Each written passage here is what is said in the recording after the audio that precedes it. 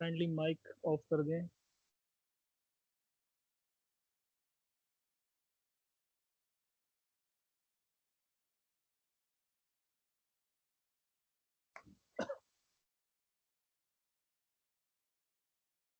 यहाँ पे ठीक है, ठीक है यहाँ पे नहीं, कोई इशू नहीं।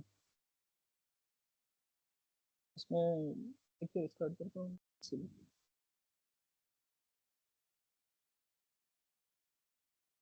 ठीक है ना, ठीक है।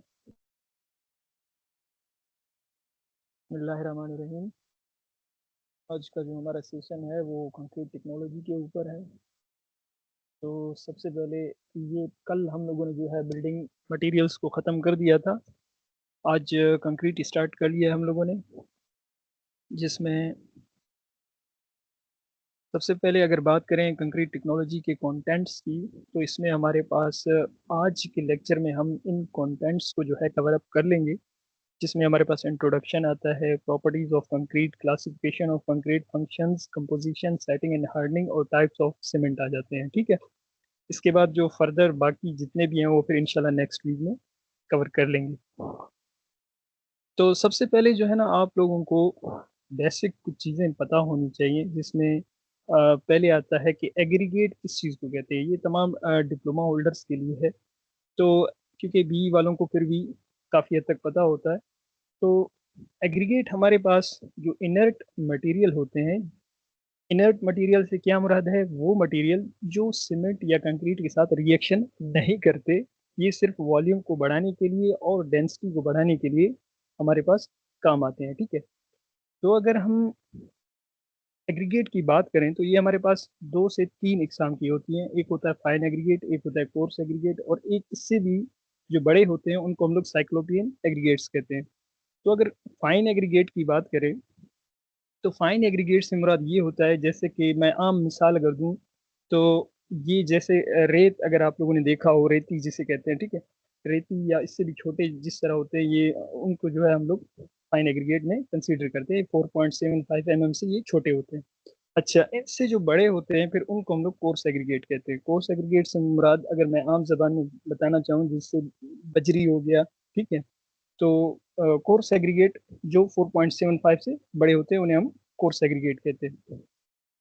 इसके बाद फर्दर मूव करते हैं। अब अगर बात करें कंक्रीट की, तो कंक्रीट जो है वो हमारे पास हासिल होता है मिक्सिंग से। मिक्सिंग ऑफ वाट, जिसमें हमारे पास सीमेंट होता है, एग्रीगेट होते हैं, पानी होता है, और साथ में एड मिक्सचर कभी हम डालते हैं कभी हम नहीं डालते। अच्छा, वो सब्जेक्ट जिसमें हम प्रिंसिपल ऑफ कंक्रीट को स्टडी करें तो उसे हम क्या कहेंगे, कंक्रीट टेक्नोलॉजी कहेंगे। इसके बाद अब बात आती है प्रॉपर्टीज ऑफ कंक्रीट की, कि कंक्रीट की कौन कौन से जो है प्रॉपर्टीज होती हैं। तो इसमें सबसे पहले हमारे पास आता है, दो चीज़ें आती हैं, याद रखें। कंक्रीट के दो तरह के प्रॉपर्टीज होते हैं। एक होते हैं फ्रेशली मिक्स कंक्रीट प्रॉपर्टीज, और एक होता है हार्डन्ड स्टेट कंक्रीट के जो प्रॉपर्टीज हैं, वो दो चीज़ें आती हैं। ठीक है इसमें। तो सबसे पहले अगर हम प्लास्टिक स्टेट, यानी कि जैसे ही आपने कंक्रीट बनाया उस वक्त कौन कौन सी प्रॉपर्टीज हमारे पास हो सकती हैं कंक्रीट की, तो उसमें से चंद एक इसने डिस्कस कर लिए। इसमें सबसे पहले हमारे पास आता है वर्केबिलिटी। वर्केबिलिटी जब भी टर्म आए, याद रखें इसके लिए ईज एक वर्ड आप लोगों ने याद रखना है। ईज यानी आसानी। ठीक है। यानी कंक्रीट हमारे पास एक मतलब वो काम जिससे कि हम इसे मिक्स भी कर सकें, ट्रांसपोर्ट भी कर सकें और प्लेस भी कर सकें एक पोजीशन में। और इस ईज को, इस आसानपन को हम वर्केबिलिटी कहते हैं। ठीक है। वर्केबिलिटी का दूसरा नाम कंसिस्टेंसी है। ठीक है। वर्केबिलिटी से मुराद ये है कि आप उसमें कितना पानी डालते हैं। जाहिर है कंक्रीट के अंदर मैं पानी डालूंगा तभी मुझे पता चलेगा कि मैं इसे कितनी देर तक कितनी जल्दी पहुंचा सकता हूँ। ठीक है। जितना ज्यादा पानी होगा मैं कहूँगा उतनी उसकी वर्केबिलिटी ज्यादा है। ठीक है। तो इसके बाद ये हमारे पास डिपेंड करता है वर्केबिलिटी क्वांटिटी ऑफ वाटर के ऊपर, कि पानी ज़्यादा है या कम है। अगर पानी ज़्यादा होगा तो मैं कहूँगा वर्केबिलिटी ज़्यादा है, अगर पानी कम है तो मैं कहूँगा वर्केबिलिटी कम है। ठीक है। इसके बाद फिर आता है ग्रेडिंग ऑफ एग्रीगेट। सिर्फ पानी के ऊपर ही डिपेंड नहीं करता, ये ग्रेडिंग ऑफ एग्रीगेट पे भी डिपेंड करता है। ग्रेडिंग से क्या मुराद है? ग्रेडिंग से मुराद ये है कि भाई आप छोटे पत्थर इस्तेमाल कर रहे हैं या बड़े पत्थर इस्तेमाल कर रहे हैं, यानी फाइन एग्रीगेट इस्तेमाल कर रहे हैं, कोर्स एग्रीगेट, कोर्स में भी फिर कौन सी कोर्स एग्रीगेट को आप इस्तेमाल कर रहे हैं, ठीक है। और तीसरी चीज आती है percentage of fine materials in the mix, यानी कि आप उसमें कितने छोटे छोटे फाइन मटेरियल्स को इस्तेमाल करते हैं, ठीक है। तो ये तीन चीजें हैं जिनके ऊपर वर्केबिलिटी डिपेंड करता है। लेकिन पेपर में अक्सर सिर्फ और सिर्फ ज्यादातर अगर पूछता है तो क्वांटिटी ऑफ वाटर और क्वांटिटी ऑफ सीमेंट के ऊपर जो है ये सवाल पूछा जाता है। उसके बाद सेकेंड टर्म हमारे पास आता है सेग्रीगेशन। सेग्रीगेशन से एक टर्म को याद रखें, सेग्रीगेशन कहते हैं बॉन्ड का टूट जाना, ठीक है। यानी कि आपस में जो बॉन्डिंग होती है सीमेंट की फाइन एग्रीगेट और कोर्स एग्रीगेट के साथ, अगर वो टूट जाए, वो कोहेजन टूट जाए, तो उसे मैं क्या कहूँगा कि इसमें क्या आ गया, सेग्रीगेशन आ गया है कंक्रीट के अंदर। तो इसके लिए यहाँ पे पहला टर्म आता है कि the concrete should B free from segregation, यानी उसके अंदर कोई सेग्रीगेशन नहीं होनी चाहिए। अच्छा, सेकेंड आता है इसकी डेफिनेशन कि भाई सेग्रीगेशन कहते हैं किसे हैं। सेग्रीगेशन कहते हैं breaking up of cohesion. Cohesion यानी कि कोर्स एग्रीगेट का सीमेंट में से निकल जाना, पानी में से निकल जाना, तो इस चीज को हम क्या कहेंगे, इससे हम कहेंगे सेग्रीगेशन। आगे मैं दिखाऊंगा अभी कि ये किस तरह होता है। अच्छा, जब सेग्रीगेशन हो जाती है उसके बाद हमारे पास जो स्ट्रक्चर है वो हनी कॉम्बिंग स्ट्रक्चर की शक्ल अख्तियार कर लेता है, जिसकी वजह से उसकी डेंसिटी कम हो जाती है। और जाहिर है जब वो क्या कहते हैं खुश्क हो जाएगा, उसके बाद उसकी जो स्ट्रेंथ है वो हमारे पास कम पड़ जाती है। अच्छा, अब ये देख लें, ये जो पहली पिक्चर है, एक तो मुझे ये पता नहीं इसका क्या इशू हो गया आज।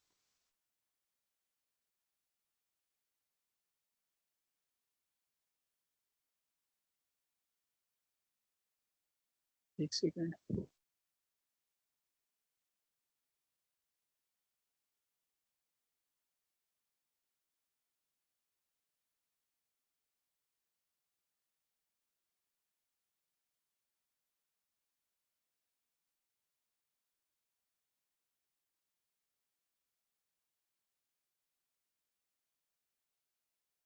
अभी नजर आ रहा है सबको?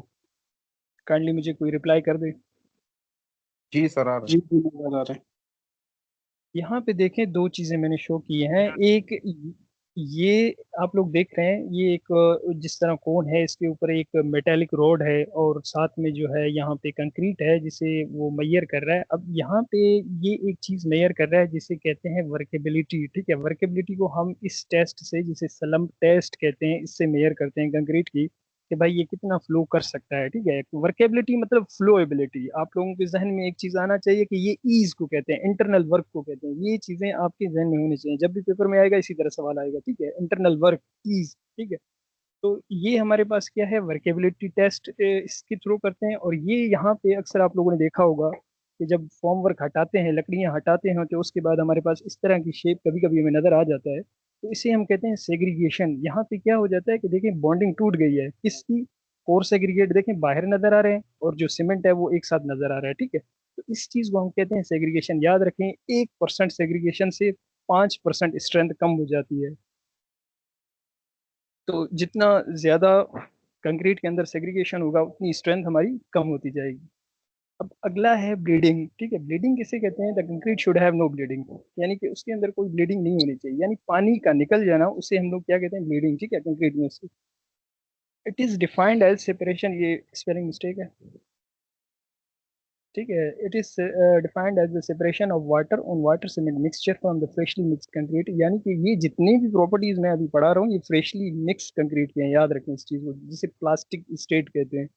जब हार्ड हो जाएगा तो उसके आगे हैं वो मैं फर्दर बढ़ाऊंगा। ये फ्रेश मिक्स कंक्रीट की प्रॉपर्टीज हैं, इस चीज को ध्यान में रखें, ठीक है। जब भी पानी अगर निकल जाए सीमेंट में से, कंक्रीट में से, तो उससे हम क्या कहेंगे कि इस कंक्रीट की ब्लीडिंग हो गई है, यानी उसमें से पानी निकल चुका है।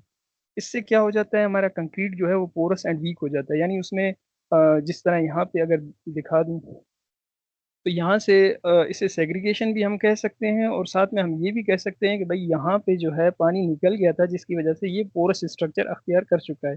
पोरस यानी जिसमें सुराख छोटे-छोटे से आ जाते हैं, उसे हम कहते हैं यहाँ पे तो बहुत ज़्यादा हैं, तो इसे हम सेग्रीगेशन का नाम देंगे। और जो पोरस होता है वो फिर दानेदार जिसे हम कह सकते हैं, ठीक है? इसके बाद आता है हार्शनेस। अब हार्श किसे कहते हैं? देखिए या तो ब्लीडिंग हो जाती है या फिर बिल्कुल जब पानी निकल जाता है उसके बाद वो क्या हो जाता है हार्श बन जाता है, ठीक है? कंक्रीट का जो सरफेस है वो हार्श बन जाता है तो ये एक किस्म की रेजिस्टेंस है जो कंक्रीट जो है अपने सरफेस फिनिशिंग को ऑफर करता है यानी कि वो जो कंक्रीट है पहले बिल्कुल स्मूथ होता है लेकिन जब पानी उड़ जाता है उसमें से तो वो आहिस्ता-आहिस्ता हार्शनेस अख्तियार करने लगता है। The surface of harsh concrete remains rough and porous यानी कि वो कंक्रीट जिसमें पानी बिल्कुल कम होगा तो वो हार्श हो जाएगा और उसका सरफेस किस तरह हो जाएगा रफ एंड पोरस हो जाएगा। अब यहाँ पे देखें इस चीज़ को मैं नाम दूँगा ब्लीडिंग का और साथ में इस चीज़ को मैं नाम दूँगा हार्शनेस को हार्शनेस का, ठीक है? क्यों? क्योंकि इसमें देखें पानी बिल्कुल है ही नहीं। इसे अगर बिछा देंगे किसी सरफेस के ऊपर तो ये बिल्कुल जो है रफ टाइप का स्ट्रक्चर होगा। अच्छा एक और चीज़ होता है क्रेज़िंग उसे कहते हैं। क्रेज़िंग जो है एक प्रॉपर्टी है कंक्रीट की जिसमें हमारे पास क्या होता है ऊपर से सरफेस हमें बिल्कुल जो है खुश्क नज़र आ रहा होता है, लेकिन नीचे तह में जो है वहाँ पे हमारे पास पानी होता है, तो वो जो है ना फिर जब नया-नया आप कंक्रीट प्लेस करते हैं, उसके बाद पाँव रखते हैं तो नीचे से पानी निकलने लगता है, तो इस चीज़ को हम लोग क्रेज़िंग कहते हैं। ये भी एक क्वेश्चन है जो पूछा गया था, इंडिया में पूछा गया था, पाकिस्तान में नहीं, ठीक है? अच्छा पहले हमने पढ़े प्लास्टिक स्टेट में, यानी कि जब नया फ्रेशली हमने मिक्स करके कंक्रीट की जो प्रॉपर्टीज़ थी वो पढ़े। अब हम पढ़ेंगे हार्डन्ड स्टेट में कौन से प्रॉपर्टीज़ होते हैं कंक्रीट के, तो ये सेकंड पार्ट है प्रॉपर्टीज़ ऑफ कंक्रीट, ठीक है? तो इसमें सबसे पहले हमारे पास आता है स्ट्रेंथ। देखें आप प्लास्टिक स्टेट में यानी जब फ्रेशली मिक्स करके आपने कंक्रीट बनाया तो उस वक़्त आप उसकी स्ट्रेंथ फाइंड नहीं कर सकते थे। उस वक़्त अब कॉमन सेंस की बात है कि उस वक़्त हम नहीं कर सकते, तब कर सकते हैं जब वो हार्डन्ड स्टेट में होता है। तो हार्डन्ड जो स्टेट होगा उसमें स्ट्रेंथ इसकी पहली प्रॉपर्टी है और स्ट्रेंथ को हम लोग चेक करते हैं कंक्रीट की याद रखें कंप्रेसिव स्ट्रेंथ से, ठीक है? यानी कि ऊपर से भी लोड लगाएँ, नीचे से भी लोड लगाएँ ब्लॉक के ऊपर और जो है लोड अप्लाई करते जाएँ, जब वो टूट जाए तब हम कहेंगे कि भाई ये इतनी इसकी स्ट्रेंथ थी, ठीक है? The hardened concrete should have high compressive strength so that it can resist heavy loads of structure. तो ये तो मेरे ख़्याल में क्लियर है सबको। अच्छा, जो कंक्रीट है उसकी कम से कम स्ट्रेंथ जो है 15.5 न्यूटन पर एमएम स्क्वायर से जितनी होनी चाहिए। इससे कम हो गया तो फिर वो हमारे काम का नहीं होता। फिर उस स्ट्रक्चर को जो है वो लोग मतलब डिमोलिश कर देते हैं। अक्सर आप लोगों ने देखा होगा जब कोई गवर्नमेंट प्रॉपर्टी बन जाता है, कोई भी एक ऑफ़िस बन जाता है तो उसके बाद उनके पास एक हैमर टाइप का श्मिड हैमर जिसे कहते हैं, एक होता है उनके पास वो लेके जाते हैं और उसपे टेस्ट करते हैं दीवार पे। ऐसे प्रेस करते हैं और उससे जो है उनको पता चल जाता है कि भाई इसकी स्ट्रेंथ कितनी है। तो अगर वो स्ट्रेंथ अगर इससे कम होगी तो हम क्या कर देंगे वहाँ पे रिपोर्ट बनाते हैं, वो कहते हैं भाई इसे डिमोलिश कर दें, ये बिल्कुल खतरनाक है, ये गिर सकता है कभी भी, ठीक है? उसके बाद आती है ड्यूरेबिलिटी। लफ्ज़ ड्यूरेबिलिटी से आप लोगों ने एक चीज़ याद रखना है पायदारी, ठीक है? किसी भी स्ट्रक्चर की जो पायदारी है उसे हम ड्यूरेबिलिटी कहते हैं, उर्दू में जैसे पायदारी हो गई, ठीक है? अच्छा, the hardened concrete must be durable to resist the effect of rain, coast action etc. यानी बारिशें होती हैं, बार-बार होती हैं, तो इससे क्या होता है कभी-कभार एसिडिक रेन भी होते हैं हमारे पास, ठीक है? तो ये क्या होता है इस तरह जो है वो कंक्रीट को डैमेज करते हैं, तो इस चीज़ को रेज़िस्ट करे उसको हम ड्यूरेबिलिटी कहते हैं, ठीक है? This property is mainly affected by water cement ratio और ये भी डिपेंड करता है वाटर सीमेंट रेशियो के ऊपर, कि आपने पानी कितना मिक्स किया और सीमेंट कितना मिक्स किया, ठीक है? तीसरी प्रॉपर्टी आती है इम्परमेबिलिटी। याद रखें कंक्रीट को इम्परमेबल होना चाहिए। वैसे तो परमेबल कंक्रीट भी आपको मिलेगा, लेकिन इम्परमेबल जो स्ट्रक्चर हम लोग बनाते हैं मोस्टली उस केस में इम्परमेबल होना चाहिए। इम्परमेबल से मुराद क्या है कि इसका पानी पास नहीं करना चाहिए इसको, क्योंकि अगर ये पानी पास करने लग जाएगा, तो ज़ाहिर है वो जो स्ट्रक्चर है वो फिर हमारे काम का नहीं होगा। ज़ाहिर है शेल्टर भी तो चाहिए और इसके अलावा अक्सर ऐसे स्ट्रक्चर होते हैं वहाँ से हम नहीं चाहते कि पानी कभी पास हो। The hardened concrete should have sufficient impermeability or water tightness so that it can resist the entry of water inside the structure. तो इसके बाद यहाँ पे देखें ये impermeability को शो कर रहा है कि कंक्रीट के ऊपर आपने पानी रखा और इस तरह शो हो रहा है और वो पास नहीं हो पा रहा और ये श्रिंकेज को शो करता है जो मैं अभी पढ़ाऊंगा। श्रिंकेज किसे कहते हैं? श्रिंकेज असल में एक टाइप का क्रेक की आप उसे कह सकते हैं। The harden concrete should exhibit minimum shrinkage, यानी जो हार्डन कंक्रीट होता है उसके अंदर श्रिंकेज कम से कम होनी चाहिए। This property is also guided by water cement ratio, ये भी डिपेंड करता है वाटर सीमेंट रेशियो के ऊपर। जितना सीमेंट ज्यादा होगा उतनी श्रिंकेज ज्यादा होगी। वजह क्या है? क्योंकि सीमेंट के अंदर जो है एक जेल होता है जिसे हम कहते हैं CSH जेल, ठीक है, जेल जेली जिसे, ठीक है। पानी, जब पानी डालते हैं तो उसमें हीट जो है ज्यादा एवल्यूट करने लगता है। जब हीट ज्यादा निकलेगी सीमेंट से तो श्रिंकेज के चांसेस भी ज्यादा बढ़ जाते हैं। उसके बाद आता है क्रीप। क्रीप की अगर मैं आम जिंदगी में आप लोगों को मिसाल दूं, हर किसी के घर में कपड़ों का वायर होता है जिसके ऊपर कपड़े लटकाते हैं। आप लोगों ने देखा होगा कि शुरू में जब वायर लटका देते हैं या किसी दीवार के साथ अटैच करते हैं तो वो बिल्कुल स्ट्रेट होता है, लेकिन वक्त के साथ वो ढीला होता जाता है। कपड़े जब रखते हैं तो वो उसमें ढीलापन शो हो जाता है। तो उससे हम कहते हैं क्रीप, यानी कि कांस्टेंट लोडिंग के अंडर जो डिफॉर्मेशन आने लगता है उसे हम क्या कहते हैं? क्रीप कहते हैं। तो यहाँ पे the harden concrete should be subjected to minimum creep, यानी अगर आप एक वाटर टैंक कुछ भी कंक्रीट के ऊपर बना देते हैं, कंक्रीट स्ट्रक्चर स्ट्रक्चर के ऊपर, तो वो क्या करना चाहिए? उसे मिनिमम क्रीपनेस शो करना चाहिए। ऐसे ना हो कि आप बना दे और वो जो है बैंड होना शुरू कर दे। बैंड तो नहीं होता, लेकिन ये है कि इस तरह हमें शो कर रहा होता है कि भाई ये बैंडनेस जो है अभी स्टार्ट हो गई है इसमें। इसके बाद होता है it is the continuous strength, जैसे कि मैंने अभी बताया कि जब, जैसे मैंने कपड़ों की मिसाल दी कि कपड़े जब आप रखते हैं तो कपड़े क्या करते हैं? कंटिन्यूस स्ट्रेननेस शो करते हैं, यानी डिफॉर्मेशन शो करते हैं, ठीक है। Which the concrete undergoes due to application of external loads. बाहर के लोड जब लगते हैं कंक्रीट के ऊपर तो वो स्ट्रेन, स्ट्रेन कहते हैं डिफॉर्मेशन को, कि बार बार लग जाए और वक्त के साथ वो क्रीपनेस शो करने लगता है, ठीक है। उसके बाद आता है थर्मल एक्सपेंशन। थर्मल एक्सपेंशन कहते हैं, थर्मल से याद रखें टेम्परेचर, यानी टेम्परेचर का कंक्रीट पे क्या असर पड़ सकता है। याद रखें टेम्परेचर जरूरी नहीं कि सिर्फ आप हीट की तरफ जाएं। कभी कभी हम क्या करते हैं? कोल्ड, जैसे कि ठंडे इलाके हैं वहां पे भी तो एक किस्म की जो, उसे भी हम हीट ही कहते हैं, ठीक है, उसे भी हम टेम्परेचर ही कहते हैं, सॉरी। तो क्या होता है कि कंक्रीट, चाहे आप उसे ठंडे इलाके में इस्तेमाल करें या गर्म इलाके में, तो उसका एक स्पेसिफिक एक जो है अच्छे तरीके का हो ताकि वो उन चीज़ों को रेजिस्ट कर सके, ठीक है, टेम्परेचर को। The hardened concrete should have minimum thermal expansion, यानी टेम्परेचर की वजह से ये ज़्यादा एक्सपेंड या कॉन्ट्रैक्ट ना हो, as to provide good resistance to fire, ठीक है। अब दूसरा टॉपिक भी हमारा खत्म हो गया, पहला था प्रॉपर्टी का। अब दूसरा हमारे पास क्लासिफिकेशन का आ जाता है। तो क्लासिफिकेशन की अगर हम बात करें कि हमारे पास कितने तरीके के कंक्रीट होते हैं, तो इसमें सबसे पहले हमारे पास आता है प्लेन सीमेंट कंक्रीट या PCC जिसे हम लोग कहते हैं, ठीक है। अब ये क्या चीज़ है? नाम से जाहिर है कि प्लेन जिसके अंदर रीइंफोर्समेंट ना हो उसे हम प्लेन कहते हैं, ठीक है, यानी जिसमें स्टील इस्तेमाल ना हुआ हो। The plain cement concrete consist of cement, इसके अंदर सीमेंट होता है, sand and a coarse aggregate, ठीक है, in mixed in a suitable proportion in addition to water, ठीक है। ये तो मेरे ख्याल में सबको समझ आ गया होगा कि सीमेंट को उठाया, रेत को उठाया और बजरी को उठा के आपने जो बना दिया होता है पानी से, उसे हम PCC कहते हैं, ठीक है। उसके बाद हमारे पास आता है कि सीमेंट जो है यहाँ पे एज अ बाइंडिंग मटेरियल के तौर पे इस्तेमाल होता है, और sand as a fine aggregate के तौर पे इस्तेमाल होता है। और कह रहा है कि शिंगल, ग्रेवल, ब्रोकन ब्रिक और crushed stone age coarse aggregate. देखिए याद रखें, फाइन एग्रीगेट का मतलब ये नहीं होता कि सिर्फ सैंड ही फाइन एग्रीगेट है। फाइन एग्रीगेट कुछ और चीजें भी होती हैं, जैसे सिंडर, ठीक है, सिंडर हो गया, सुर्खी हो गया, ये क्या होते हैं? हमारे पास फाइन एग्रीगेट कहलाते हैं। और अगर कोर्स एग्रीगेट की बात करें तो कोर्स एग्रीगेट का मतलब ये नहीं होता कि जितने भी हमारे पास, जिसे हम आम जबान में बजरी कहते हैं या कंकर कहते हैं, वही है, ऐसा नहीं है। कोर्स एग्रीगेट की भी कई इकसाम होती हैं, ठीक है, जैसे शिंगल हो गया, ग्रेवल, जो ग्रेवल रोड पे डालते हैं, ठीक है, ब्रोकन ब्रिक को भी हम लोग जो है कोर्स एग्रीगेट कहते हैं। क्रश्ड स्टोन्स हो गए, उनको भी कहते हैं, इन सबको कोर्स एग्रीगेट हम लोग कह देते हैं।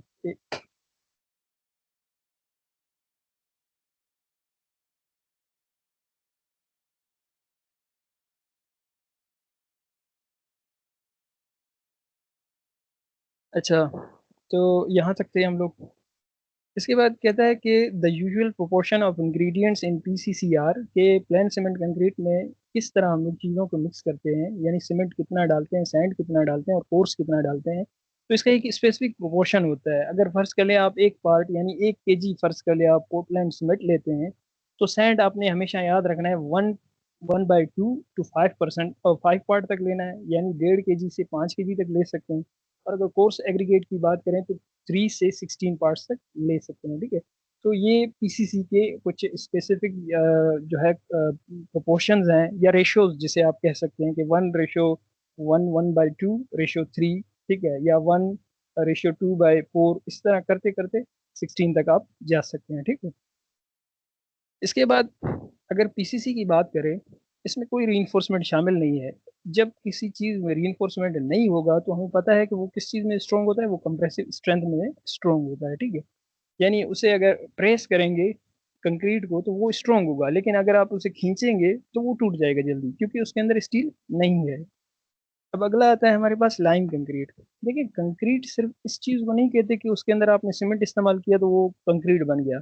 नहीं, बाइंडिंग मटेरियल कुछ भी हो सकता है, लाइम भी हो सकता है, चूना भी, अगर चूना इस्तेमाल करेंगे तो वो लाइम कंक्रीट कहलाएगा, ठीक है। तो lime concrete consist of lime, इसके अंदर लाइम डालते हैं, फाइन एग्रीगेट डालते हैं, and a coarse aggregate mix in a suitable proportion in addition to water. यानी सिर्फ बाइंडिंग मटेरियल आपने चेंज कर दिया।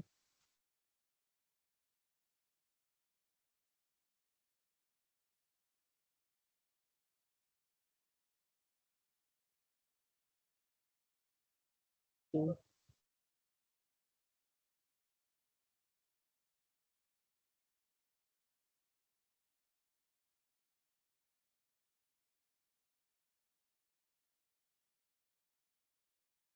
अच्छा, इसके बाद हमारे पास आता है कि ज़ाहिर है इसकी कुछ प्रोपोर्शंस ऑफ इंग्रेडिएंट्स भी होंगे कि लाइम कंक्रीट में हम क्या क्या चीज़ें इस्तेमाल करते हैं। तो याद रखिए, ये प्रोपोर्शन जो है ना बड़ा इंपॉर्टेंट होता है, इसको ज़रूर याद कर लिया करें कि इनमें क्या क्या और किस रेशो में हम लोग मिक्स करते हैं। लाइम अगर आप 1 पार्ट लेते हैं तो सैंड को आप 2 से 3 पार्ट लेंगे और कोर्स एग्रीगेट को 3 से 4 पार्ट तक लेंगे, ठीक है।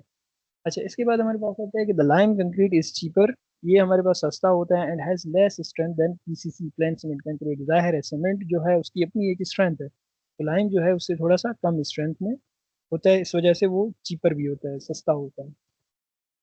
अगर बात करें रीइंफोर्स सीमेंट कंक्रीट में तो इसमें एक चीज़ याद रखें, ज़्यादा हो जाएगा, वो हो जाएगा इसकी टेंसाइल स्ट्रेंथ। क्योंकि जो सीमेंट अगर सिर्फ इस्तेमाल करेंगे तो वहाँ पे हमें कंप्रेसिव स्ट्रेंथ मिलेगा, लेकिन अगर हम कंक्रीट को स्ट्रॉन्ग करना चाहें कि भाई सिर्फ प्रेस करने में नहीं, उसे खींचने में भी स्ट्रेंथ आ जाए, तो उसके लिए हम लोग क्या करते हैं, रीइंफोर्समेंट सीमेंट कंक्रीट यानी कंक्रीट के अंदर इंड्यूस कर देते हैं।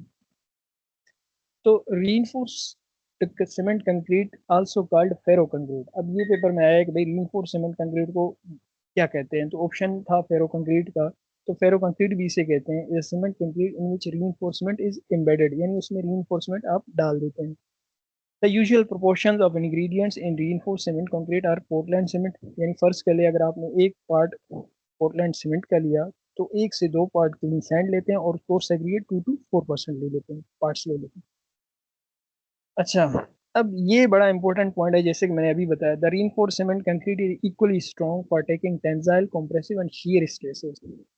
ये हमारे पास टेंसाइल स्ट्रेंथ में भी जो है वो मजबूत होता है, कंप्रेसिव में भी और शियर स्ट्रेसेस में भी। शियर स्ट्रेस कहते हैं कि किसी एक इंक्लाइंड अगर एंगल पे आप कोई स्ट्रेस अप्लाई कर रहे हैं या फोर्स अप्लाई कर रहे हैं तो उस चीज में भी ये क्या होता है, मजबूत होता है, ठीक है। ये ऊपर टाइटल मैंने पिछले का दे दिया गलती से, ठीक है। सर लेक्चर रिकॉर्ड में लगाना। ये कोई काइंडली इसके साथ छेड़खानी ना करें कोई। अच्छा अच्छा,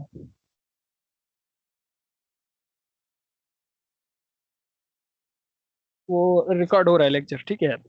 इसके बाद हमारे पास आता है pre stressed cement concrete. Pre stressed cement concrete क्या होता है, अक्सर आप लोगों ने सुना होगा कि भाई जो जब कोरोना का टाइम था तो एक खबर आई थी न्यूज़ में कि लोग कह रहे थे कि भाई चाइना ने जो है विद इन 24 आवर्स जो है एक 10 मंजिला पता नहीं कितने मंजिला एक इमारत तैयार कर दी। तो ऐसे मुमकिन नहीं है, टेक्निकली ऐसे कभी भी मुमकिन नहीं होता। क्यों मुमकिन नहीं होता, क्योंकि कंक्रीट जब आप बनाते हैं उसकी क्योरिंग में कम से कम आपको 28 दिन जो है उसे पानी में डालना होता है, ठीक है, कम से कम। वैसे अगर स्ट्रेंथ फाइंड करें तो 7 दिन में आप फाइंड करते हैं, ठीक है। अगर एक स्ट्रक्चर बना दिया कम से कम 3 दिन तो आप उसे पानी लगाते जाते हैं, तो वो इतनी बड़ी मंजिल तैयार करना नामुमकिन होता है। तो ये क्या करते हैं, इसके लिए एक टेक्निक इस्तेमाल होता है जिसे प्री स्ट्रेसिंग कहते हैं। यानी आप क्या करते हो, एक सेकेंड, ये सॉरी मैं प्रीकास्ट के बारे में बता रहा था, तो आगे एक टॉपिक है प्री स्ट्रेस में हम लोग क्या करते हैं। प्री स्ट्रेस में हम लोग ये करते हैं कि फर्ज कर लें आपने एक बीम बनाना है, ठीक है, एक बीम या कॉलम बनाना है, आप उसमें क्या करते हो, ऑलरेडी हाई जो है स्ट्रेसेस में स्टील को जो है खींच के उसमें स्ट्रेस पहले से अप्लाई कर देते हो और उसके बाद उसके अंदर सीमेंट या कंक्रीट डाल देते हो, तो इससे जो हमें स्ट्रक्चर मिलता है उसे हम कहते हैं प्री स्ट्रेस्ड सीमेंट कंक्रीट, ठीक है। इसमें क्या होता है कि ये हमारे पास बहुत ही ज़्यादा मजबूत हो जाता है इस तरीके से, क्योंकि इसके अंदर हाई टेंजाइल और हाई कंप्रेसिव स्ट्रेसेस आ जाती हैं विदाउट एनी क्रैक्स, ठीक है। तो इसे प्री स्ट्रेस्ड सीमेंट कंक्रीट कहते हैं। इसके बाद हमारे पास आता है लाइट वेट कंक्रीट। अब लाइट वेट कंक्रीट किसे कहते हैं कि वो कंक्रीट जिसे हम लाइट स्ट्रक्चर्स के लिए भी अब कह सकते हैं कि बनाते हैं, जिसकी वेट जो है कम होता है ताकि ये हमारे पास इकोनॉमिकल बन सके। तो लाइट वेट कंक्रीट में हम लोग तैयार कैसे करते हैं, इसके लिए हम लोग सिर्फ एक चीज़ करते हैं, जो फाइन या कोर्स एग्रीगेट है वो हम लोग जो जिनकी डेंसिटी कम होती है उनको इस्तेमाल करते हैं। जैसे कॉक ब्रीज हो गया, सेंडर हो गया, सेंडर जैसे बलूची में तो फुर बोलते हैं, अब मुझे नहीं पता और क्या कहते हैं उसे, ठीक है। जब कोयला जल जाता है तो आखिर में जो बच जाता है उसे हम सेंडर कहते हैं, ठीक है। स्लेग भी इसी चीज को कहते हैं as aggregate in cement concrete, ठीक है। अच्छा, लाइट वेट कंक्रीट को हम लोग क्यों इस्तेमाल करते हैं? लाइट वेट कंक्रीट को हम लोग इसलिए इस्तेमाल करते हैं ताकि हमें इंसुलेटिंग प्रॉपर्टीज अच्छी मिल सके, यानी कि वो साउंड प्रूफ भी हो, हीट प्रूफ भी हो वो स्ट्रक्चर, तब हम क्या करते हैं, लाइट वेट कंक्रीट को इस्तेमाल करते हैं। अच्छा, it is used in making precast structural units for partition and wall lining purposes. अब इसका क्या मतलब है, जैसे कि मैंने बताया ना कि चाइना ने जिस तरह बनाया था एक स्ट्रक्चर विद इन 24 आवर्स, वो ये किस्सा था कि असल में उन्होंने क्या किया, प्रीकास्ट स्ट्रक्चरल यूनिट्स यूज किए। अब वो क्या होता है, वो ये होता है कि आप क्या करते हो, कंपनी जो है कोई एक स्पेसिफिक एरिया होता है वहां पे वो लोग क्या करते हैं, जो है स्ट्रक्चर्स को बना के उनको जो है ना डाल देते हैं एक मशीन के अंदर। वहां पे फिर उनके ऊपर एक हीट अप्लाई होता है जो तकरीबन कोई 1200 से 1500 डिग्री सेल्सियस तक का हीट होता है, एक स्टीम करते हैं उसके ऊपर, एक जो स्ट्रक्चर उन्होंने बनाया होता है। तो इस तरह जो है वो विद इन 24 to 48 आवर्स में जो है अपने कंप्लीट स्ट्रेंथ हासिल कर लेता है। तो इस वजह से वो इस तरह हर एक यूनिट को अलग बनाते हैं, छत को अलग बनाया, कॉलम्स को अलग बनाया, फिर आके डायरेक्ट उन्हें प्लेस करके और नट और बोल्ट से बंद कर देते हैं। जिस तरह ये है, ये एक प्रीकास्ट स्ट्रक्चर है, यहाँ पे देखें बस बिल्कुल तैयार शुदा है, विद इन 24 आवर्स में ये क्या करते हैं, इसे हीट अप्लाई करते हैं और ये बिल्कुल तैयार होके फिर इसे डायरेक्ट जाके फिक्स कर देते हैं। और सर ये हमारे पास, जी जी जी,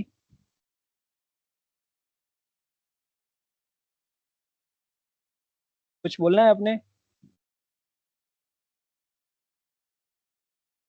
कंटिन्यू करते हैं, ठीक है। तो हमारे पास यहाँ पे आप देख रहे हैं ये लाइट वेट कंक्रीट है जिसमें एक ब्लॉक जो है 2 ब्लॉक के बराबर है। तो यहाँ पे देखें, जाहिर है इंसान कोशिश करेगा कि मैं लाइट से लाइट स्ट्रक्चर को जो है तो सीमेंट कंक्रीट को यूज करूँ ताकि मैं ज़्यादा से ज़्यादा मंजिलें यानी फ्लोर्स बना सकूँ, ठीक है। जितना ज़्यादा डेड लोड होगा तो उतना ज़्यादा नुकसान होगा स्ट्रक्चर को। तो इसके बाद हमारे पास आता है सेलुलर और एरेटेड कंक्रीट। ये वो होता है जिसमें हम लोग एल्यूमिनियम थोड़ा सा डाल देते हैं सीमेंट कंक्रीट के अंदर, ठीक है। एल्यूमिनियम पाउडर की फॉर्म में डाल के उससे जो हमें कंक्रीट मिलता है उसे हम सेलुलर या एरेटेड सर वो कंक्रीट एक कहते चीज हैं। का पूछना था। जी जी पूछें। सर ये जो हम लोग नट बोल्ट वाले जो आपने अभी समझाया था, ऑलरेडी जो हम एक यूनिट को तैयार करते हैं फिर नट बोल्ट कर लेते हैं ना, जी वो जी, वाला उसका स्ट्रेंथ ज्यादा आएगा, या जो हम लोग डायरेक्ट जहाँ पे मतलब कोई बिल्डिंग बन रही है हम लोग डायरेक्ट वहीं पे मतलब बना लेते हैं वो उसका स्ट्रेंथ ज्यादा होगा? याद रखें जो प्रीकास्ट होता है उसकी स्ट्रेंथ बहुत ज़्यादा होती है, क्योंकि उसे आप बिल्कुल फैक्ट्री में तैयार करते हैं, उसकी स्ट्रक्चर बहुत ज़्यादा स्टैंडर्ड्स के अकॉर्डिंग आप उसे बनाते हैं, ठीक है। और उस पे हाई टेम्परेचर अप्लाई होता है। पाकिस्तान में ये टेक्निक इसलिए कम है क्योंकि ये बहुत ही ज़्यादा एक्सपेंसिव है, कॉस्टली है, इतना फ़ायदा नहीं होता है इसमें। अब सिर्फ एक चीज़ बना रहे हैं पाकिस्तान में, और वो है आपका स्टेडियम जो डीएचए में बन रहा है कराची में, बैरिया टाउन में, सॉरी, ठीक है, कराची बैरिया टाउन में जो इस वक्त उन्होंने एक स्टेडियम बनाया है जो अंडर कंस्ट्रक्शन है अभी तक, वो वाहिद है पूरे पाकिस्तान में जो प्रीकास्ट से बन रहा है। इससे पहले कोई भी स्ट्रक्चर नहीं बना, याद रखें इस चीज़ को, क्योंकि ये बहुत एक्सपेंसिव होता है। समझ आ गई मेरी बात? सही। जी सर बिल्कुल। जी जी। इसके बाद हमारे पास आता है it is light weight and spongy in structure. ये भी लाइट वेट होता है और स्पॉन्जी होता है। स्पॉन्जी से मुराद कि ये इसमें जो है सुराख छोटे छोटे से होते हैं, ठीक है। It is use for roof slab and precast unit in partition etcetera for heat and sound insulation. ये भी हीट एंड साउंड इंसुलेशन के तौर पे इस्तेमाल होता है, ठीक है। अब इसमें इंपॉर्टेंट पॉइंट सिर्फ ये है, पहला पॉइंट है कि भाई इसमें हम लोग एल्यूमिनियम मिक्स करते हैं, ठीक है। सबसे इंपॉर्टेंट पॉइंट इसका ये है। बाकी ये है कि आप हीट एंड साउंड इंसुलेशन भी कह सकते हैं, ये भी इंपॉर्टेंट पॉइंट है, ठीक है। सारडस्ट कंक्रीट, अब ये क्या चीज? सारडस्ट कंक्रीट कहते हैं जिसमें आप लकड़ी के जो छिलके होते हैं ना, जब उन्हें इस्तेमाल करेंगे उससे जो कंक्रीट बनेगी उसे हम सारडस्ट कंक्रीट करेंगे कहेंगे, ठीक है। The sawdust concrete is prepared by mixing Portland cement, यानी सीमेंट के अंदर आप क्या मिक्स करें? सारडस्ट को मिक्स करें specified proportions in the concrete, उसे हम सारडस्ट कंक्रीट कहेंगे। इट इज, ये भी heat and sound insulating material के तौर पे इस्तेमाल होता है। फिर आता है वैक्यूम कंक्रीट। वैक्यूम कंक्रीट कौन सा होता है? वैक्यूम कंक्रीट कहते हैं जिसमें से आप एक्स्ट्रा पानी और हवा को निकाल देते हैं, ठीक है, using a vacuum pump after placing it in a position. मैं अभी दिखा देता हूँ ये भी। अच्छा, ये क्या होता है? The removal of excess air after placing concrete helps in concreting the strength by 15 to 20%। It is used for all reinforced concrete works. जैसे कि मैंने पहले बताया कि 1% वॉइड से अगर 1% खला है किसी भी कंक्रीट में तो वो 5% स्ट्रेंथ को कम कर देता है। तो इस चीज को खत्म करने के लिए वो लोग क्या करते हैं?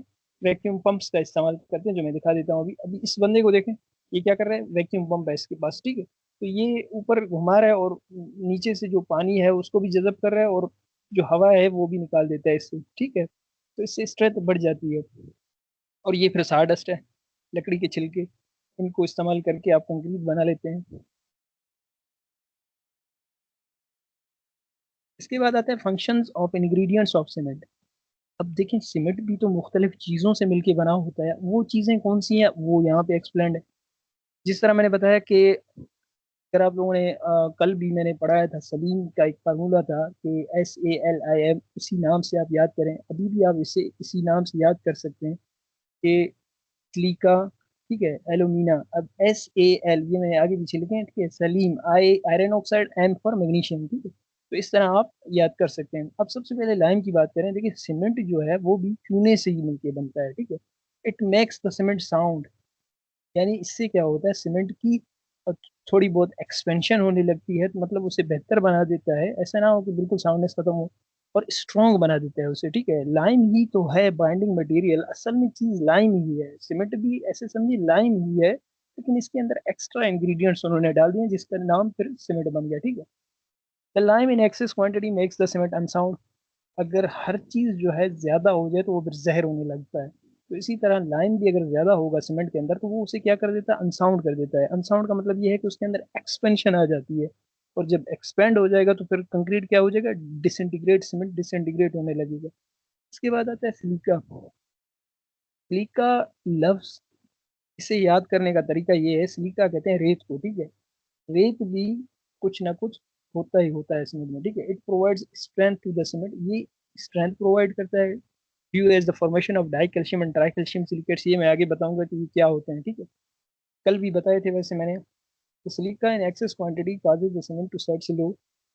इससे क्या होता है? जितना सिलिका ज्यादा होगा सीमेंट स्लो स्लो जो है वो सेट होने लगेगा। हमें एक स्पेसिफिक टाइम चाहिए होता है, ऐसा भी ना हो कि सीमेंट जो है बहुत ज्यादा जो है लो सेट होने लगे।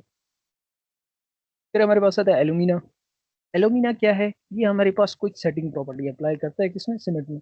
And lower the clinkering temperature, जब सीमेंट बन रहा होता है उस वक्त भी क्या करता है कि ये एलुमिना को डालते हैं ताकि क्लिंकरिंग जो टेम्परेचर है वो थोड़ी सी कम हो जाए, ताकि हम उसे पाउडर फॉर्म में कन्वर्ट कर सकें। फिर हमारे पास आता है आयरन ऑक्साइड। याद रखें, जब भी आयरन ऑक्साइड होगा मतलब इसका काम होगा शक्ल, रंग देना, ठीक है। तो सीमेंट का भी तो आप लोगों ने देखा होगा एक किस्म का रंग होता है, ग्रे कलर का, अगर आप लोगों ने देखा होगा। तो आयरन ऑक्साइड की वजह से वो होता है, ठीक है। अच्छा, एक तो ये कलर प्रोवाइड करता है, इसके अलावा हार्डनेस और स्ट्रेंथ भी सीमेंट को प्रोवाइड करता है। फिर हमारे पास आता है कि आयरन ऑक्साइड का और क्या काम होता है? जब सीमेंट बन रहा होता है उस वक्त जो रॉ मटेरियल्स होते हैं, जो आर्जिलिशियस और सिलिशियस, जैसे कि मैंने कल बताया, तो उनकी फ्यूजन में भी आयरन ऑक्साइड बड़ा अहम किरदार अदा करता है। इसके बाद आता है मैग्नीशियम ऑक्साइड। मैग्नीशियम ऑक्साइड क्या है हमारे पास? ये hardness and colour to the cement, ये भी कलर और हार्डनेस प्रोवाइड करता है, लेकिन ये कम मिकदार में होनी चाहिए होती है। अच्छा, ये भी ज्यादा हो जाए तो फिर क्या करता है? सीमेंट को अनसाउंड बना देता है, यानी उसमें एक्सपेंशन ज्यादा आने लग जाता है, या एक्सपेंशन बिल्कुल नहीं होता इसकी वजह से, ठीक। उसके बाद कुछ एक्स्ट्रा चीजें होती हैं, सल्फर ट्राइऑक्साइड, अल्कलीज, ये वो चीजें। तो ये फिर जो है ना नुकसानदायक होती हैं और इनकी मिकदार बिल्कुल कम होनी चाहिए, ठीक है। सल्फर ट्राइऑक्साइड और अल्कलीज हो गए, this should be present in small quantities, ठीक है। अच्छा, अल्कलीज ज्यादा होंगे तो एफ्लोरेसेंस आ जाएगा। और एफ्लोरेसेंस क्या होता है, अक्सर आप लोगों ने देखा होगा, ये जो दीवार बनते हैं तो दीवार के साइड पे देखा होगा कि वाइट डिपॉजिट होते हैं सीमेंट के, वो सल्फर अटैक ही होता है हमारे पास, जिस तरह ब्रिक में भी था, कल मैंने दिखाया था। Composition of cement clinker. Sir cement. ये एक चीज का पूछना था पिछले उसमें जी सिलिका जब जब सिलिका सीमेंट में ज्यादा हो जाता है सर, तो वो सेटिंग जो टाइम उसको स्लो कर देते सेटिंग सिस्टम को ना, जी सीमेंट जी के। जी। लेकिन सर वो मटेरियल में हम लोगों ने जो पढ़ा था उसमें जब जिप्सम ज्यादा हो जाता है सर, फिर वो भी सेटिंग टाइम को स्लो कर देते हैं सर, देखो और मेरी बात, लेंथिंग करने के लिए हम लोग डालते हैं। देखो एक होता है लेंथनिंग, लेंथनिंग मतलब टाइम को बढ़ा देना, ठीक है। एक होता है सेटिंग, टाइम को स्लो कर देना, ये भी एक किस्म का लेंथनिंग ही है। और जिप्सम भी तो सिलिकेट ही है, अगर आप देखो ना, जिप्सम का फार्मूला है कैल्शियम सिलिकेट, ठीक है। तो वो भी एक किस्म का सिलिका से ही, उसके फार्मूले में सिलिका ही होता है, ठीक है। तो ये दोनों का काम एक ही सही होता सर। है, अगर आप देख लें, ठीक है। ठीक ठीक। जी। फिर हमारे पास आता है सीमेंट क्लिंकर्स। क्लिंकर किसे कहते हैं, जो कल मैंने दिखाया था, गोल टाइप के बड़े बड़े जो पत्थर नुमा होते थे, जब अर्जिलिशियस और कैलकेरियस जो हमारे पास पत्थर थे, उनको हमने रोटरी क्लिन में डाला होता था, उसके बाद वो गोल जो है ना बड़े बड़े पत्थर बन जाते थे, फिर उन्हें पीस के जो है सीमेंट बनाया जाता था। तो ये क्लिंकर की बात कर रहा है कि सीमेंट के जो क्लिंकर होते हैं वो किन किन चीजों से मिलकर बने होते हैं, ठीक है।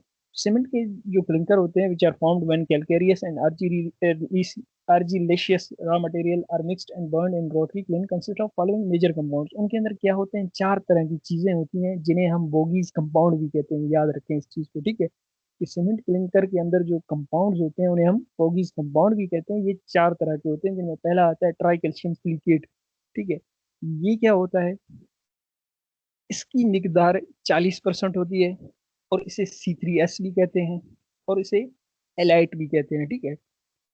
तो अक्सर आपने देखा होगा मार्केट में मुख्तलिफ किस्म की सीमेंटें मिल रही होती हैं। एक तो ओपीसी जो होता है ना, नॉर्मल, जिसे हम कहते हैं ओपीसी ले लिया, ऑर्डिनरी पोर्टलैंड सीमेंट, और जिससे हम घर बनाते हैं, ठीक है, वो ओपीसी हो जाता है। एक होता है रैपिड हार्डनिंग सीमेंट, एक होता है क्विक सेटिंग सीमेंट, कुछ मतलब इस तरह 30-35 इकसाम है। वाइट सीमेंट जिसे टाइल चिपकाने के लिए जो इस्तेमाल करते हैं, ये सब सीमेंट ही होते हैं। फर्क क्या है इनमें, इनमें असल में फर्क ये होता है कि जब सीमेंट बनाते हैं ना फैक्ट्री में, तो सबका जो बनाने का तरीका एक ही है, सिर्फ उनके अंदर इन चीजों की मिकदार को आगे पीछे करते हैं, ठीक है। तो सबसे पहले आता है ट्राई कैल्शियम सिलिकेट। ये क्या है, ये हमारे पास होता है, ये हाइड्रेट हो जाता है मोर रैपिडली, ठीक है। The presence of tri calcium silicate in cement hydrates more rapidly, यानी ये अगर सीमेंट में ज्यादा होगा तो ये सीमेंट जल्दी पानी के साथ रिएक्शन करेगा, ठीक है। अच्छा, it generates more heat of hydration. याद रखें, ट्राई कैल्शियम सिलिकेट जितना ज्यादा होगा, हीट ऑफ हाइड्रेशन ज्यादा होगी, और हीट ऑफ हाइड्रेशन ज्यादा हो गया तो मतलब क्रेक ज्यादा बढ़ेंगे, ठीक है। क्या होगा, स्ट्रक्चर के अंदर क्रेक्स बनना शुरू हो जाएंगी, क्योंकि जो हीट है वो हमारे पास क्रेक डेवलप करता है, किसी भी चीज में एक्सपेंशन प्रोवाइड करता है। तो इस तरह जाहिर है, फिर अगर एक चीज ज्यादा होगी तो वो फिर तो हमारे लिए नुकसानदायक होगा। जाहिर है, एक घर है मैंने बना दिया उसके अंदर, ठीक है, रीइंफोर्समेंट डाल दिया और उसके अंदर क्रेक आ गए, वो तो फिर स्ट्रेंथ कम हो जाती है उसकी। इस वजह से ट्राई कैल्शियम सिलिकेट को एक रेंज होती है, उसी रेंज में रखते हैं, ठीक है, वो है 40%। अच्छा, इसके बाद ट्राई कैल्शियम सिलिकेट जो है वो अर्ली स्ट्रेंथ प्रोवाइड करता है। फर्ज करें आपने पहले दिन फर्श लगा दी, ठीक है, तो फर्श की शुरुआत के जो 7 दिन होते हैं उनमें ट्राई कैल्शियम सिलिकेट ही है जो स्ट्रेंथ को प्रोवाइड करता है, ठीक है। चार किस्म के कंपाउंड होते हैं, लेकिन पहले पहले कौन सा जो है स्ट्रेंथ प्रोवाइड करता है, ट्राई कैल्शियम सिलिकेट और ट्राई कैल्शियम एल्यूमिनेट, ठीक है, वो आगे पढ़ाऊंगा। तो it develops high early strength and possesses low strength to sulphate attack. अब सल्फेट अटैक क्या है, सल्फेट अटैक जैसे मैंने पहले बताया, एफ्लोरेसेंस या सल्फेट अटैक एक ही चीज है, ठीक है। इसमें क्या होता है कि वाइट डेपोजिट्स आ जाते हैं, कि अक्सर देखा होगा सिंध की तरफ या जहाँ पे पानी ज़्यादा है, पंजाब की तरफ, तो वहाँ पे जो घर बनते हैं तो नीचे से जो है वो सेम थोर जिसे हम कहते हैं, ठीक है, सेम कर जाते हैं। तो ये सेम पानी जब ऊपर आ जाता है तो उसकी वजह से सल्फेट अटैक होने लगता है, और वो फिर वाइट डेपोजिट्स आ जाते हैं, ठीक है। तो ये क्यों होता है, ये असल में ट्राई कैल्शियम सिलिकेट जब बहुत ज़्यादा होता है इसके अंदर, तो फिर वो उसकी रेजिस्टेंस नहीं रहती, ठीक है, low resistance to sulphate attack, sulphate attack जल्दी अटैक करने लगते हैं, और फिर वो वाइट डेपोजिट्स आ जाते हैं स्ट्रक्चर में, ठीक। दूसरी चीज आ जाती है हमारे पास डाई कैल्शियम सिलिकेट। ये क्या चीज है, अब डाई कैल्शियम, ये ट्राई कैल्शियम था, ये डाई कैल्शियम, इसे बेलाइट भी कहते हैं, ठीक है, C2S। अच्छा, the presence of di calcium silicate in cement hydrate slowly, ठीक है, generate less heat of hydration. यानी कि अगर आप इसे जितना ज़्यादा डालेंगे, सीमेंट जो है हाइड्रेट स्लोली होने लगेगा, यानी उसकी जो सेटिंग टाइम है वो कम होती जाएगी। अभी जितना हीट कम होगा, ठीक है, यहाँ पे एक लिखा है it hardens more slowly and offers more resistance to sulphate attack. अच्छा, इसका मतलब क्या है? इसका मतलब ये है कि अगर आपके पास हीट ऑफ हाइड्रेशन कम होगी, सीमेंट में हीट ऑफ हाइड्रेशन जब कम होती है, तो इसका मतलब ये होता है कि वो फिर क्या कहते हैं, बहुत लेट जो है वो स्ट्रेंथ गेन करना शुरू करता है। स्ट्रेंथ लेट गेन करेगा, लेकिन बहुत पावरफुल स्ट्रेंथ जो है ये गेन करता है। तो अक्सर आप, और हीट ऑफ हाइड्रेशन क्योंकि इसकी कम होती है, हीट कम होता है तो मतलब क्रेक कम होते हैं। तो यानी डाई कैल्शियम सिलिकेट सीमेंट के लिए सबसे बेहतरीन फायदेमंद होता है। ये तब इस्तेमाल करते हैं जब फर्ज करें आपने कोई एक हैवी स्ट्रक्चर बनाना हो, क्योंकि जो हैवी स्ट्रक्चर होते हैं जैसे डैम हो गए, 10-10 साल लगते हैं डैम को बनाने में, ठीक है, 15-15 साल भी लग जाते हैं डैम को बनाने में। तो वहाँ पे हम लोग क्या करते हैं, डाई कैल्शियम सिलिकेट वाली सीमेंट यानी लो हीट सीमेंट इस्तेमाल करते हैं, ठीक है। तो low heat cement, rapid hardening cement, ये सारी सीमेंट जितने भी है ये इन्हीं की कंपोजिशन से मिलके बनते हैं, ठीक है। डाई कैल्शियम सिलिकेट ज़्यादा होगा तो लो हीट सीमेंट बनेगा, अगर ट्राई कैल्शियम सिलिकेट ज़्यादा होगा तो हाई रैपिड हार्डनिंग सीमेंट बन जाएगा, ठीक है। तो इस तरह जाते हैं, it provides good ultimate strength to cement. Ultimate strength यानी कि उसकी जो लाइफ टाइम वाली स्ट्रेंथ है वो बहुत ज़्यादा प्रोवाइड करता है डाई कैल्शियम सिलिकेट। इसके बाद हमारे पास अगला आता है try calcium aluminate. Try calcium aluminate 10.5% होता है, उसे सीलाइट भी कहते हैं, ठीक है। अच्छा, ये जो है फिर अर्ली स्ट्रेंथ जो है सबसे ज़्यादा, अर्ली जो स्ट्रेंथ है सबसे पहले जो है ये जब सीमेंट को पानी में डालते हैं सबसे पहले रिएक्शन ये चीज़ करता है, ठीक है, ट्राई कैल्शियम एल्यूमिनेट। अच्छा, ये कितना होना चाहिए? ये 10.5% होना चाहिए, और यही वो चीज़ है जो इनिशियल सेटिंग टाइम को कंट्रोल करता है। It reacts fast with water and generates large amount of heat of hydration. जिस सीमेंट के अंदर ट्राई कैल्शियम एल्यूमिनेट ज़्यादा होगा वो सीमेंट जो है फिर उसकी हीट ऑफ हाइड्रेशन भी ज़्यादा होगी, और हीट ऑफ हाइड्रेशन ज़्यादा होगी तो मतलब उसमें क्रैक्स भी ज़्यादा डेवलप होंगे। तो इस वजह से जो रैपिड हार्डनिंग सीमेंट होते हैं उनको हम लोग हैवी स्ट्रक्चर में यूज़ नहीं करते, जैसे कि डैम हो गया, अगर इस्तेमाल करेंगे तो क्या होगा कि डैम के अंदर जो है क्रैक आएंगे और वो डैम बिल्कुल टूट जाएगा। डैम हो गया, बड़े बड़े पुलें हो गई, अपार्टमेंट्स हो गए, या हैवी स्ट्रक्चर्स हो गए, घर हो गए, तो वहाँ पे हम इस चीज़ को बिल्कुल इस्तेमाल नहीं करते इस सीमेंट को। लेकिन ये सीमेंट जो रैपिड हार्डनिंग है ये फिर बड़ा 10% महंगा होता है आम सीमेंट से, लेकिन उसे तब यूज़ करते हैं जब हम फर्ज करें एक रोड है टूट गया है, उसके ऊपर जो है ना अभी ट्रैफिक चल रही है, तो उस वक्त हम क्या करते हैं, पैच लगाने के लिए उस सीमेंट को इस्तेमाल करते हैं। वो आधे घंटे में सेट हो जाता है और खुश्क हो जाता है और स्ट्रेंथ भी गेन कर लेता है 1-2 घंटे में। तो तब जो है ट्रैफिक ओपन कर देते हैं, और इस तरह का भी एक सीमेंट है, ठीक है। It is first compound which reacts with water when mixed with cement. फिर आता है टेट्रा कैल्शियम एल्यूमिनोफेराइड, ये 9% होता है, इसका कोई काम नहीं होता। बस ये याद रखिए कि इनिशियल सेटिंग टाइम और फाइनल सेटिंग टाइम को कंट्रोल करता है, ठीक है, इसका कोई खासा काम नहीं होता। हैज पुअर सीमेंटिंग वैल्यू, यहाँ पे लिखा भी है कि the presence of tetra calcium aluminoferrite in cement has poor cementing value, यानी ये कोई खास स्ट्रेंथ वगैरह कुछ नहीं प्रोवाइड करता।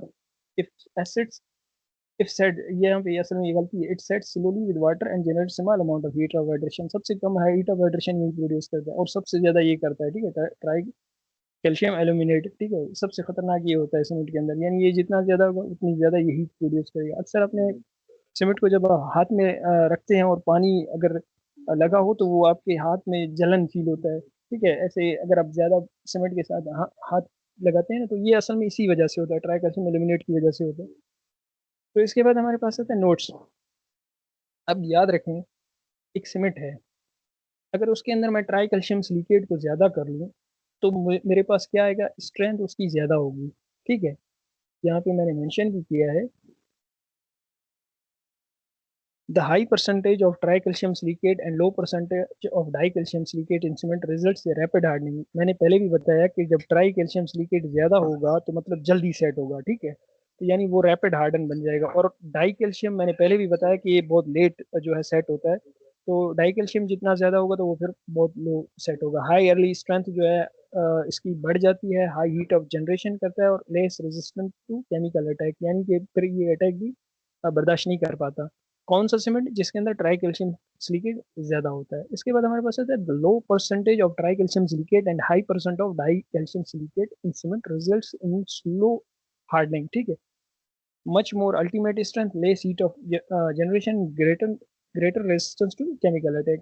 यानी जिसमें डाइकैल्शियम सिलिकेट होगा तो उसकी अल्टीमेट स्ट्रेंथ ज़्यादा होगी, हीट ऑफ हाइड्रेशन कम होगा और greater resistance to chemical attack होगा। यानी ये वो सीमेंट होता है जो सबसे बेहतरीन किस्म का एक सीमेंट आप इसे कह सकते हैं, जिसमें डाई कैल्शियम सिलिकेट होता है। लेकिन स्ट्रेंथ जो है हमारे पास ट्राई कैल्शियम सिलिकेट वाली की ज़्यादा होती है, इसकी भी बहुत ज़्यादा होती है, लेकिन ये बहुत लेट से स्ट्रेंथ गेन करता है डाई कैल्शियम। ठीक है, यहाँ तक क्लियर है सबको? अगर क्लियर है तो काइंडली मुझे बता दें। यस सर, क्लियर है सर। यस सर, क्लियर है। अच्छा अच्छा, मैं जब तक पानी पी लेता हूँ। यस सर, क्लियर है।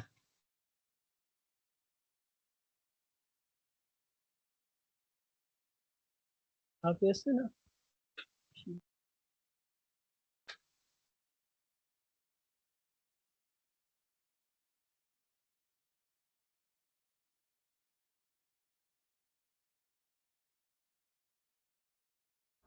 अच्छा अभी स्टार्ट करते हैं। तो चला गया।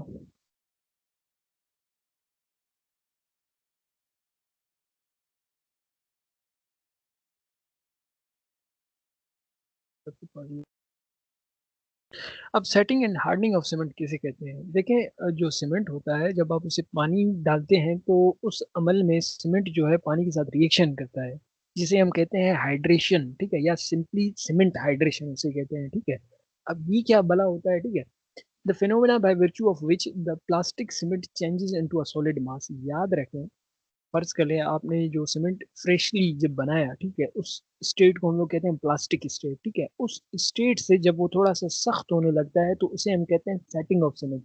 यानी जो सीमेंट बिल्कुल पानी की तरह था, मैंने उसे फर्श के लिए लगा दिया, उसके बाद वो थोड़ा सा सेट हो गया, सॉलिड मास में कन्वर्ट हो गया, तो उसे मैं क्या कहूँगा कि भाई ये मेरे पास सेटिंग ऑफ सीमेंट हो गया। इसे याद करने का तरीका ये है कि S for solid, S for setting. ठीक है, अच्छा, the phenomena by virtue of which the cement pass sets and develops strength. जब लफ्ज स्ट्रेंथ आ गया, यानी पहले तो सेट हो गया, ठीक है, सेट मतलब उसने थोड़ी सी स्ट्रेंथ सख्त हो गया, सख्त होने के बाद उसने स्ट्रेंथ भी गेन कर ली, तो उसे मैं क्या कहूँगा, हार्डन्ड सीमेंट या हार्डनिंग ऑफ सीमेंट। यहाँ तक क्लियर है मेरे ख्याल से? कहते हैं कि the rate of setting and hardening of cement, the rate of evolution of heat and resistance to sulphate attack are affected by the proportion of different cement compound. यानी ये जितनी भी चीजें हैं, सेटिंग और हार्डनिंग, ये डिपेंड करता है उन कंपाउंड्स पे। कौन सी कंपाउंड? जो मैंने अभी पढ़ा है, C3S, C2S, C3A, C4AF। ठीक है, फिर हमारे पास आता है कि जो ट्राई कैल्शियम सिलिकेट और डाई कैल्शियम सिलिकेट जो है पोर्टलैंड सीमेंट में, एक अच्छे जो पोर्टलैंड सीमेंट है उसके अंदर 70 से 80% होना चाहिए इन दोनों का सम। जैसे कि ट्राई कैल्शियम जो था वो 40% था, और दूसरा जो है हमारे पास 25% या 32% था। तो ये इनका अगर समअप निकालें तो ये हमारे पास 70 से 80% होने चाहिए। ठीक है, एक अच्छे सीमेंट में। फिर हमारे पास आता है कि ट्राई कैल्शियम सिलिकेट जो C3S होता है, ये जल्दी जो है रैपिडली क्या कर जाता है, हाइड्रेट कर जाता है। और शुरू के जो 7 दिन होते हैं वो ट्राई कैल्शियम सिलिकेट ही है जो सीमेंट को स्ट्रेंथ प्रोवाइड करता है। फिर हमारे पास आता है कि the try calcium aluminate and tetra calcium aluminate ferrite, जो C3A और C4AF था, उनका काम क्या है, इनिशियल सेटिंग टाइम को प्रोवाइड करते हैं। फिर हमारे पास सीमेंट के एग्जाम आते हैं। इसमें हमारे पास जो है ना, मार्केट में आपको मुख्तलिफ एग्जाम की सीमेंट मिलेंगी जो तकरीबन 30 से 35 एग्जाम। लेकिन जो खुरमी की बुक है उसमें उन्होंने सिर्फ कुछ स्पेसिफिक मेंशन किए, तो हम भी उन्हीं को याद करेंगे। तो सबसे पहले आता है ऑर्डिनरी पोर्टलैंड सीमेंट। इस ये कौन सा होता है? ये आम सीमेंट ही होता है जिसे आप अक्सर देखते हैं घर बनाते हैं। जो जितने भी इंजीनियर हैं मोस्टली इसी को यूज़ करते हैं। ठीक है, it has adequate resistance to dry shrinkage, यानी कि खुश्क होने पे जो है क्रैकिंग और श्रिंकेज इसमें बहुत कम होती है लेकिन कम होती है। ठीक है, लेकिन इसमें एक मसला है, it has less resistance to chemical attack. यानी ये वाइट डिपॉजिट्स जिससे कि फ्लोरेसेंस हो गया, उसको जो है ना बर्दाश्त नहीं कर सकता। तो ऑर्डिनरी जो पोर्टलैंड सीमेंट है ये less resistance to chemical attack होता है। फिर हमारे पास आता है it should not be used for construction work expose to sulphates in the soil. जैसे कि मैंने पहले बताया कि भाई वो सोइल जहाँ पे सल्फेट ज़्यादा है, मिकदार ज़्यादा है, सेम ज़्यादा है, वहाँ पे आप इसको इस्तेमाल ना करें तो बेहतर है। ठीक है, हमारे जो अक्सर आप लोगों ने देखा होगा जो सिंध की तरफ से या पंजाब की तरफ जो घर होते हैं वहाँ, उनमें बहुत ज़्यादा ये चीज़ का बड़ा मसला होता है। इसका रीज़न ही यही है कि वहाँ का जो सोइल है उसमें सल्फेट ज़्यादा है, पानी की मिकदार ज़्यादा है। तो इस वजह से वो लोग फिर यूज़ भी यही सीमेंट करते हैं, लोगों को पता नहीं होता। तो इस वजह से उनमें जो है फिर ये जो वाइट डिपॉजिट्स हैं वो ज़्यादा आ जाती है, एफ्लोरेसेंस ज़्यादा हो जाती है उसमें। अच्छा, इसके बाद रैपिड हार्डनिंग पोर्टलैंड सीमेंट है, ये मैंने पहले भी बताया कि इसे हाई अर्ली स्ट्रेंथ सीमेंट भी कहते हैं। ये 10% महंगा होता है ऑर्डिनरी पोर्टलैंड सीमेंट से। ठीक है, इसके बाद it is lighter than ordinary Portland cement since the curing period for this cement is short, therefore it is economical। ठीक है, ये बिल्कुल जल्दी सेट हो जाता है और जल्दी क्योर हो जाता है। ठीक है, मतलब विद इन आपने एक आधे घंटे में बना लिया और खुश्क हो गया और स्ट्रेंथ भी पकड़ना शुरू कर लेता है। ठीक है, ये जैसे मैंने बताया कि अगर फर्ज करें कोई रोड टूट गया है, वहाँ पे आपने इसे लगा दिया हो, रिपेयर करके ट्रैफिक ओपन कर दिया, तो उस वक्त इसे इस्तेमाल करते हैं। It is therefore economical होता है, लेकिन हाई जो है यहाँ पे क्या, it is used where high early strength is desired. High early strength, ठीक है, अर्ली स्ट्रेंथ जब दरकार होती है तब हम इसे यूज करते हैं for constructing road pavements, the cold weather concreting and where form work is to be removed as early as possible.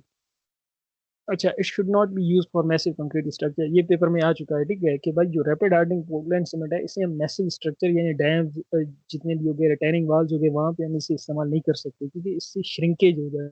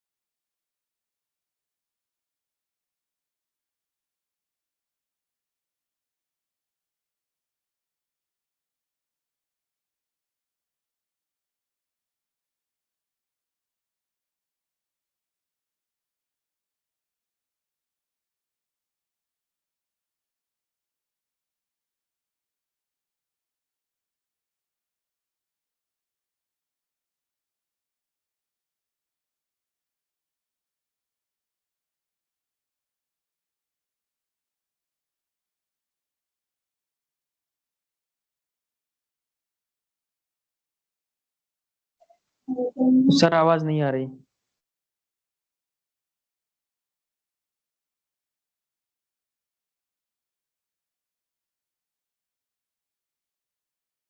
Ji sir, आवाज नहीं आ रही है सर यार आपकी। सर चला गया, आवाज ही नहीं। सर चला गया। सर ने मैसेज किया, लिंक फिर से भेज रहा हूँ, वो ज्वाइन करके वापस ज्वाइन करें। ओके, ठीक है। ठीक हो गया।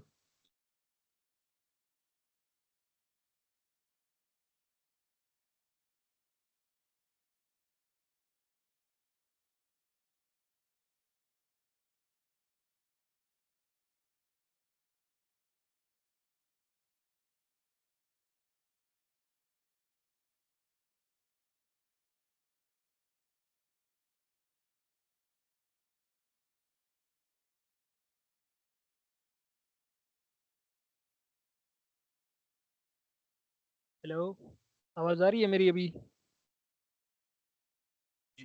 जी सर, आ रही है आवाज। ये इंटरनेट कट गया था असल में, मुझे पता नहीं चला। रिकॉर्डिंग चल रही है, ठीक है।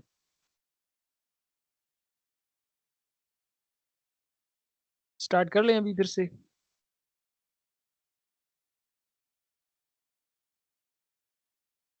स्क्रीन शो हो रहा है सबको? जी सर हो रहा है।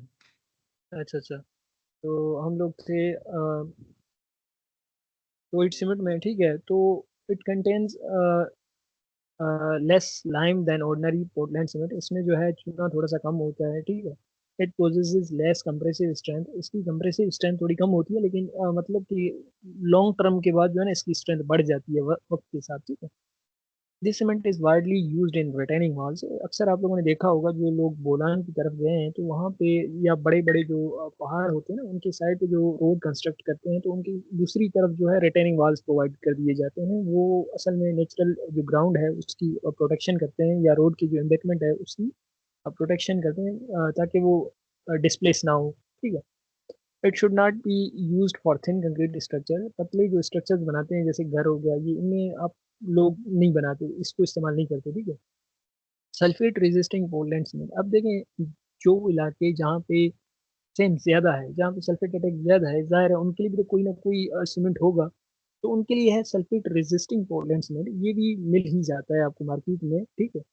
तो ये कौन सा सीमेंट होता है, इसके अंदर percentage of tri calcium aluminate is kept below 5%। याद रखें, जो सल्फेट अटैक है सबसे ज़्यादा जो है C3A की वजह से होते हैं, और उसी की मिकदार को अगर आप कम करके 5% कर दें 10 में से, क्योंकि उसकी परसेंट होती है 10.5 से 11%, तो उसे 5% अगर कर दें तो हमारी जो सीमेंट है वो फिर सल्फेट रेजिस्टिंग बन जाती है, ठीक है। उस पर सल्फर अटैक नहीं होती।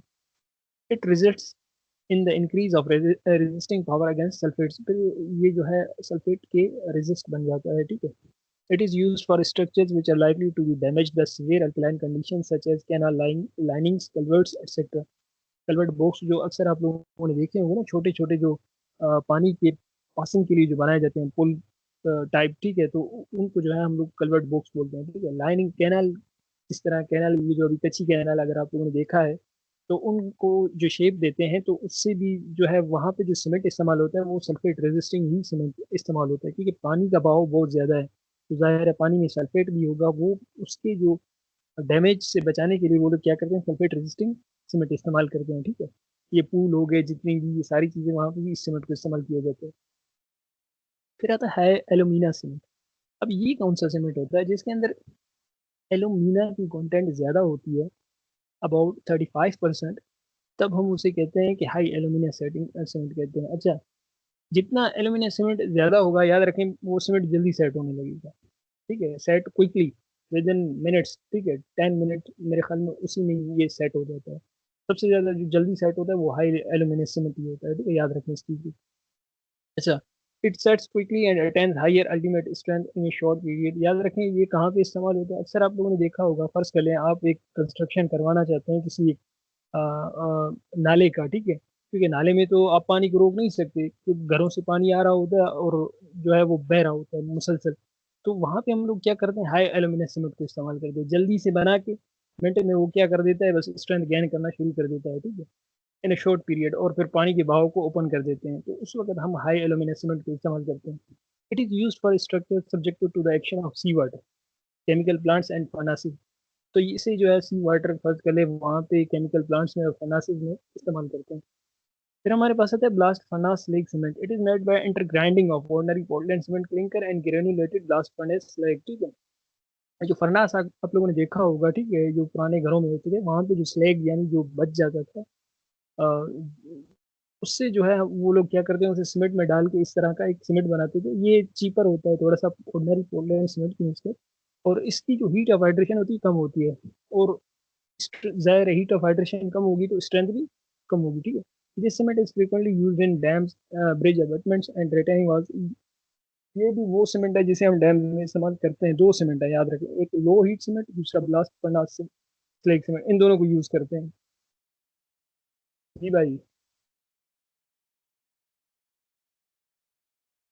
चलिए स्टार्ट करते हैं, ठीक है। फिर हमारे पास आता है कलर्ड सीमेंट। कलर्ड सीमेंट कौन सा होता है, वो सीमेंट जिसके अंदर आप पर,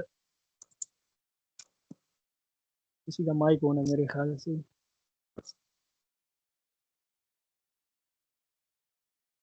काइंडली माइक ऑफ कर दें वसीउल्लाह साहब। आपका माइक जो है ऑन है, जो मैंने अभी बंद कर दिया है, चलो ठीक है। स्क्रीन शो हो रहा है सबको?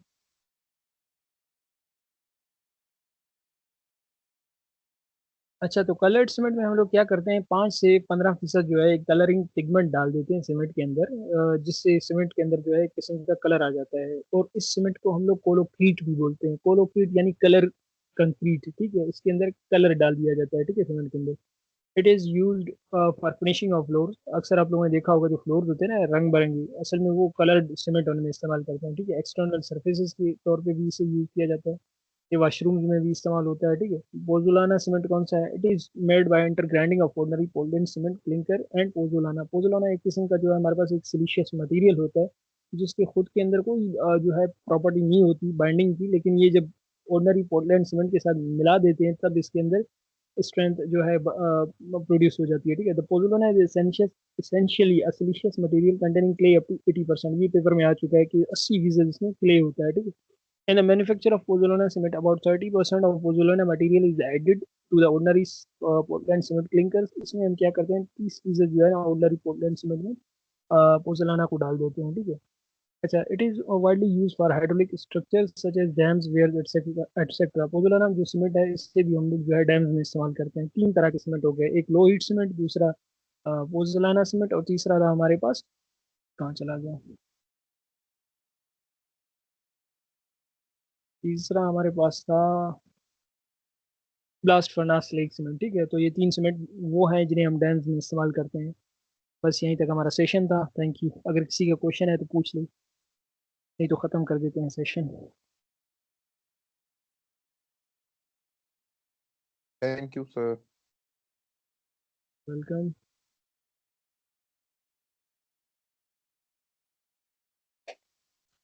सर ये आज आपने सर ये जो सब्जेक्ट है ना कोर्स था वो बहुत शॉर्ट नहीं किया आपने?